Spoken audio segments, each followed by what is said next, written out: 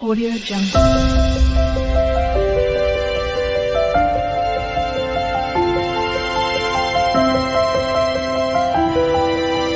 Audio Jungle. Hello students, कैसे हैं आप सभी। आशा करता हूं आप लोग ठीक होंगे। आइए आज हम लोग बायोलॉजी के एक बहुत ही इम्पोर्टेंट टॉपिक के बारे में बात करेंगे, डीएनए और आरएनए के बारे में।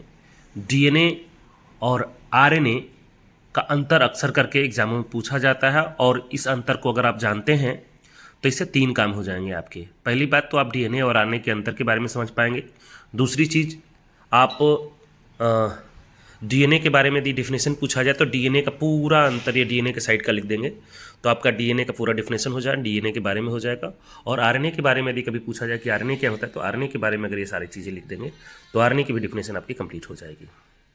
इसके अलावा तीसरी बात जो आप सीखेंगे वो ये कि इससे ढेर सारे ऑब्जेक्टिव क्वेश्चंस आपके बनेंगे, चाहे एग्ज़ाम इंटर बेस पे हो, हाई स्कूल बेस पे हो, या किसी कम्पिटेटिव लेवल पे हो। तो आइए बिना देर किए हुए शुरू करते हैं डीएनए और आरएनए में अंतर के बारे में।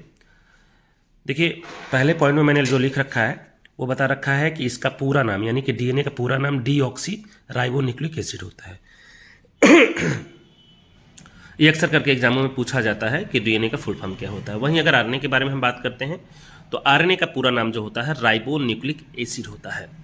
तो जब भी आपके आरएनए का फुल फॉर्म पूछा जाए तो आप राइबोन्यूक्लिक एसिड बता देंगे। आगे इधर देख लेते हैं, दूसरे पॉइंट में मैंने लिखा हुआ है कि यह डबल हेलिक्स का बना होता है।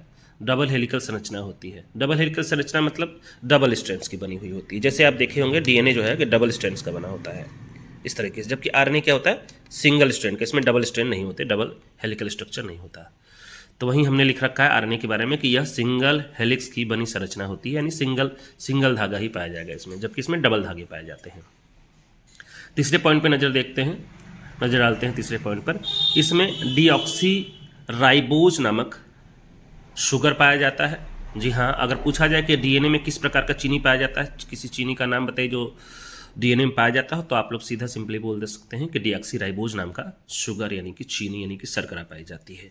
वहीं अगर राइबोज शुगर के बारे में बात किया जाए, यानी आरएनए के बारे में बात की जाए, तो आरएनए में राइबोज नाम का शुगर पाया जाता है, जिसका फॉर्मूला आप यहाँ देख पा रहे हैं। अगर आपसे पूछा जाए कि डीएनए या फिर आरएनए को यदि चखें हम, उसका स्वाद लें तो कैसा लगेगा, बता सकते हैं आप मुझे कैसा लगेगा डीएनए आरएनए का टेस्ट? चलिए मैं ही बता देता हूँ आपको। डीएनए और आरएनए को यदि आप टेस्ट करें तो वह खट्टा लगेगा। क्यों खट्टा लगेगा भाई? क्योंकि देखिए इसके पूरे नाम में क्या लिखा हुआ है, एसिड। यहाँ पे देखेंगे आप, एसिड लिखा हुआ है और ये भी एसिड है, तो एसिड ऑब्वियसली खट्टा होता है, आप सभी जानते हैं। चलिए अब आगे बढ़ते हैं हम लोग चौथे अंतर के बारे में। इसमें लिखा हुआ है कि इसमें एडेनिन के साथ थायामीन नामक नाइट्रोजन बेस जुड़ा होता है। जी हाँ, ये बहुत ही खास अंतर होता है। बहुत बार एग्जामों में पूछा गया है ये कि यदि डीएनए को आरएनए में कन्वर्ट करना हो तो क्या करना पड़ेगा। तो हम एडेनिन के साथ जो थायामीन जुड़ा हुआ होता है, उसको थायामीन को हटा के यदि यूरासिल को जोड़ दें तो वह आरएनए में कन्वर्ट हो जाएगा। यानी अगर देखें तो इसमें एडेनिन के साथ थायामीन जुड़ा होता है। वहीं अगर आरएनए के बारे में बात करेंगे तो इसमें एडेनिन के साथ यूरासिल नाम का नाइट्रोजन बेस जुड़ा होता है। अब देख लेते हैं पांचवें अंतर के बारे में। पांचवा है, यह आनुवंशिक पदार्थ है जो आनुवंशिक सूचनाओं को अगली पीढ़ी में ले जाने का काम करता है। ऐसा कुछ नहीं है कि आरएनए आनुवंशिक पदार्थ नहीं है। आरएनए आनुवंशिक पदार्थ है, बट कभी कभी काम करता है, लेकिन डीएनए हमेशा ही आनुवंशिक पदार्थ के रूप में ही काम करता है। इसका कोई और कारण नहीं है जो सूचनाओं को, माँ बाप की सूचनाओं को अगली पीढ़ी में बच्चों में लेके जाता है।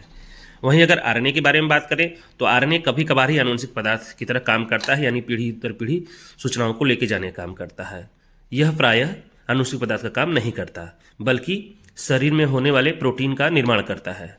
प्रोटीन निर्माण कैसे करता है? वो डीएनए की सूचनाओं को लेता है। डीएनए की सूचनाओं को लेने के बाद जैसे प्रोटीन की जरूरत होती है वैसे प्रोटीन का निर्माण ये करता है। यानी अगर आप देखें तो डीएनए एक इंजीनियर है जो कि किसी भी घर का डिजाइन बना देता है, और आरएनए एक मिस्त्री की तरह है जो उस घर के नक्शे को देख करके घर को बना डालता है। यानी आरएनए को आप कह सकते हैं डीएनए का नौकर।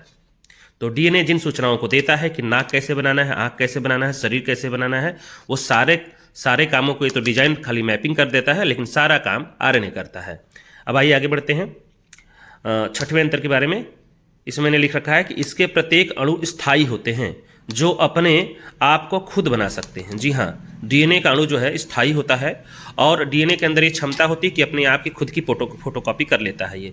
यानी अगर डीएनए की कमी पाई जाएगी तो डीएनए से डीएनए दोबारा बनाया जा सकता है। जबकि अगर दूसरी तरफ ध्यान दें आरएनए में, तो इसके प्रत्येक अणु अस्थायी होते हैं। जी हाँ, अस्थायी होते हैं, जो अपने आप की खुद नहीं बना सकते। जी हाँ, आरएनए अपने आप को खुद नहीं बना सकता। आरएनए की अगर कमी हो गई तो आरएनए को हमेशा डीएनए बना के देता है। आरएनए अपने आप की फोटोकॉपी नहीं तैयार कर सकता।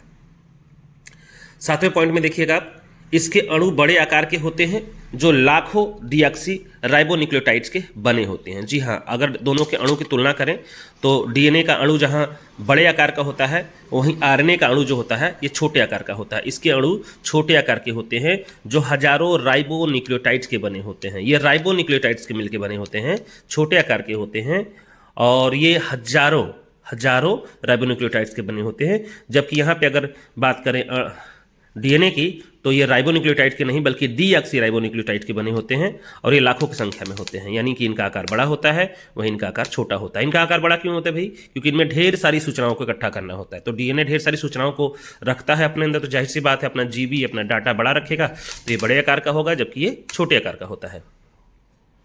वहीं अगर बात कर लें हम 8वें अंतर के बारे में, ये खास अंतर है। इसमें पूछा जाता है कि डीएनए कोशिकाओं में कहाँ देखा जा सकता है। तो डीएनए आप कोशिकाओं के अंदर जाएंगे केंद्रक में, तो केंद्रक में क्रोमेटिन धागे पड़े होते हैं जिनको हम लोग गुणसूत्र कहते हैं। गुणसूत्रों में डीएनए आपको देखने को मिलेगा। तो डीएनए केंद्रक में बहुत अधिक मात्रा में पाया जाता है। उसके अलावा कुछ मात्रा में ये माइटोकॉन्ड्रिया और क्लोरोप्लास्ट में भी पाया जाता है, लेकिन वैसी कंडीशन में उसे हम माइटोकॉन्ड्रियल डीएनए या फिर प्लास्टिडियल डीएनए कहते हैं, क्लोरोप्लास्टिडियल डीएनए कहते हैं। यानी हरित लवक में और माइटोकॉन्ड्रिया में भी डीएनए आपको देखने को मिल सकता है, लेकिन मैक्सिमम मात्रा में, अधिकतर मात्रा में ये केंद्रक यानी कि न्यूक्लियस में ही होता है। वहीं अगर बात करें हम आरएनए के बारे में कि आरएनए को आप कहाँ देख सकते हैं, तो आरएनए जो है, जैसे मान लीजिए कि केंद्रक हो गया, तो केंद्रक के बीच में एक छोटी सी रचना पाई जाती है जिसको केंद्रिका कहते हैं, न्यूक्लियोलस कहते हैं, जिसका खोज फोंटाना नामक साइंटिस्ट ने किया था। तो ये केंद्रिका के अंदर ही आरएनए आपको देखने को मिलेगा। तो सबसे अधिक मात्रा में केंद्रिका के अंदर पाया जाता है, लेकिन कुछ मात्रा में यह राइबोसोम और साइटोप्लाज्म यानी कि कोशिका द्रव्य में भी देखने को मिल सकता है। चूंकि राइबोसोम एंडोप्लाज्मिक रेटिकुलम के आसपास ऊपर रहते हैं, रफ एंडोप्लाज्मिक रेटिकुलम के ऊपर, तो इसलिए कहा जा सकता है कि रफ एंडोप्लाज्मिक रेटिकुलम में भी आरएनए पाया जाता है। तो आशा करता हूँ मेरी वीडियो आपको ये पसंद आई होगी। यदि आपको पसंद आई हो तो इसे लाइक, सब्सक्राइब करें और हाँ, अपने दोस्तों के साथ शेयर करना बिल्कुल ना भूलें।